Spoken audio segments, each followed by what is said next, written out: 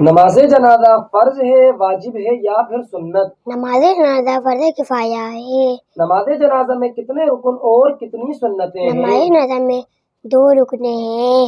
پہلا 4 بار تکبیر اور دوسرا قیام، اور قیام میں 3 سنتیں قضا ہے۔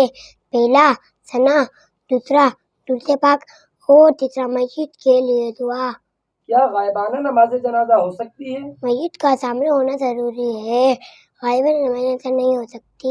نماز جنازہ کا امام کہاں کھڑا ہو؟ مستحب یہ ہے کہ امام میت کے سینے کے سامنے کھڑے ہو۔ کس نماز کی آخری صف سب سے افضل ہے؟ نماز جنازہ کی آخری صف تمام صفوں سے افضل ہے۔ جنازے میں کتنی صفیں ہونی چاہیے؟ بہتر یہ ہے کہ جنازے میں 3 صفیں ہو، کہ حدیث پاک میں جس کی نماز جنازہ 3 صفوں نے پڑھی اس کے لیے جنت واجب ہو گئی۔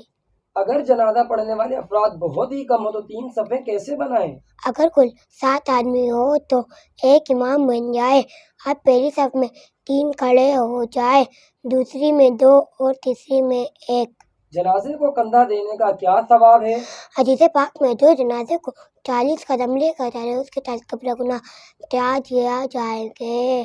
نماز جنازہ کے بعد دعا کرنا کیسا ہے؟ جنازے کی نماز کے بعد دعا کرنا رسول کریم صلی اللہ علیہ وسلم اور حضرات صحابہ کرام رضوان اللہ تعالیٰ علیہم اجمعین کی سنت ہے۔ نماز جنازہ کی ابتدا کب ہوئی؟ حضرت سیدنا آدم علیہ السلام کے دور مبارک سے ہوئی۔